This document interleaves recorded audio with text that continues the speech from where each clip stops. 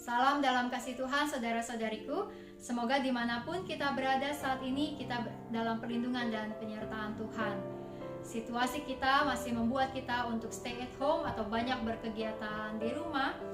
Dan oleh karena itu saya teringat kembali kisah-kisah Alkitab tentang rumah dan kehadiran Tuhan di dalamnya.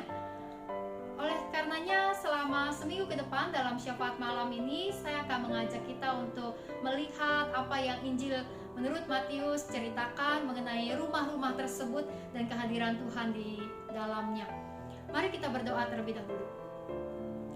Tuhan yang Maha Kasih, Engkau menyertai kehidupan kami, maka biarlah saat ini Tuhan kami juga merasakan penyertaan-Mu dan juga di dalam setiap kehidupan kami bersama-sama keluarga kami yang dekat maupun yang jauh, kami tetap merasakan bahwa Engkau Tuhan yang hadir dan melindungi kami.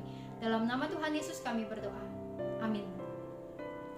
Untuk kisah yang pertama, Bapak Ibu sekalian, saya akan mengajak kita merenungkan kisah seperti gambar berikut ini.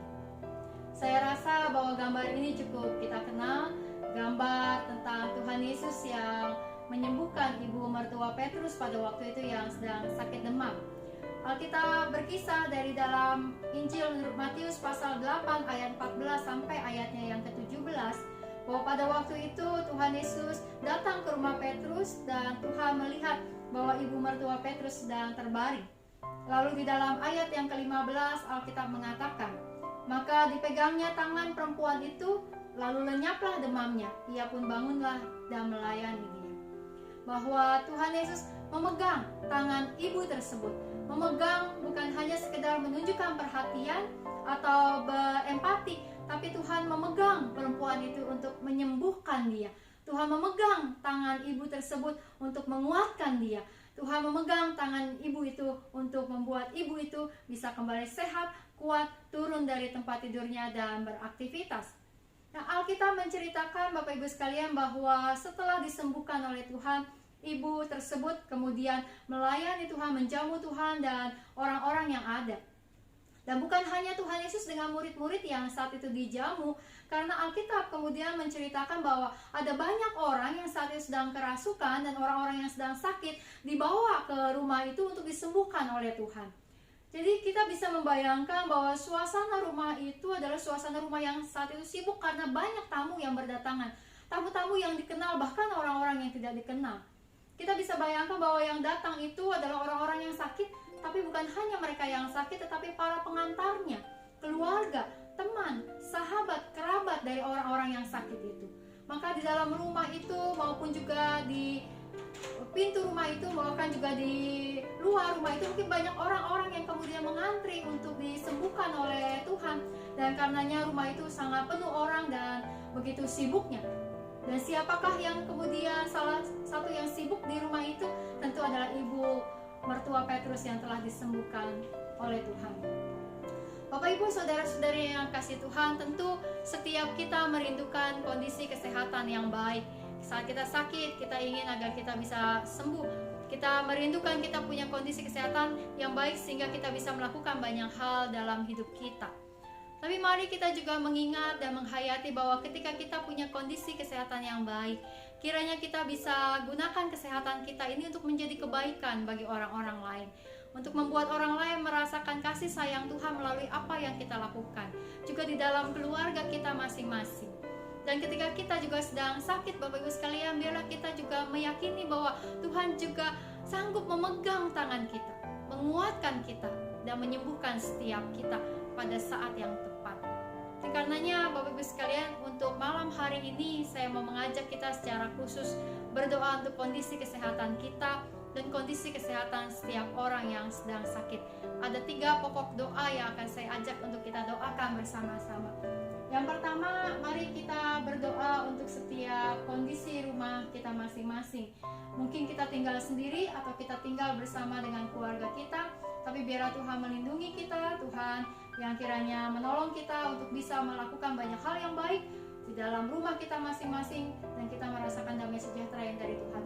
Mari kita berdoa untuk pokok doa ini. Saya beri kesempatan sejenak kepada kita untuk mendoakannya.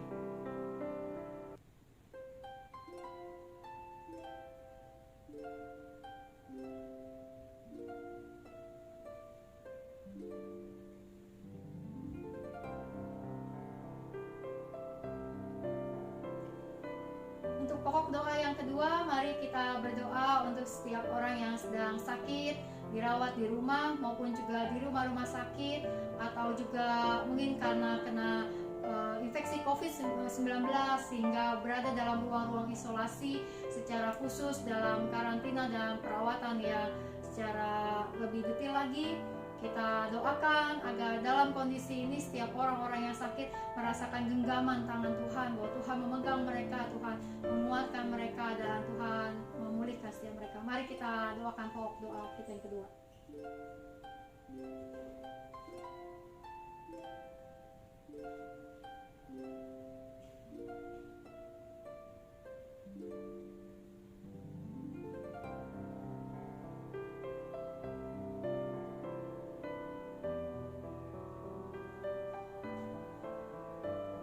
Untuk pokok doa yang ketiga, mari kita berdoa untuk setiap petugas kesehatan, untuk setiap dokter, suster, apoteker, distributor yang mendistribusikan makanan, minuman, obat-obatan di berbagai rumah sakit, ya menangani pasien COVID maupun juga berbagai rumah sakit dan badan-badan perawatan di berbagai tempat.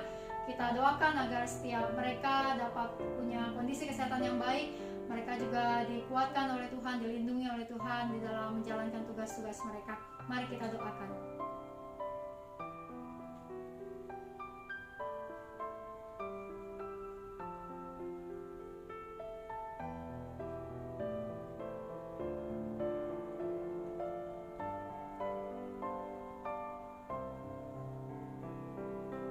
Mari kita menaikkan doa tutup kita berdoa. Allah yang Maha Kasih, peganglah tangan setiap kami, kuatkan kami, sembuhkan kami, pulihkan kami. Dan bahkan Tuhan, biarlah genggaman tangan-Mu membuat kami sanggup dan berdaya untuk melakukan tugas-tugas pelayanan kami di dalam kehidupan ini. Kepada setiap teman, sahabat, khususnya juga keluarga, di dalam pekerjaan kami, dalam studi kami, dalam semua tugas-tugas kami. Genggaman tangan-Mu yang terus menguatkan. Hanya dalam nama Tuhan Yesus kami berdoa. Amin.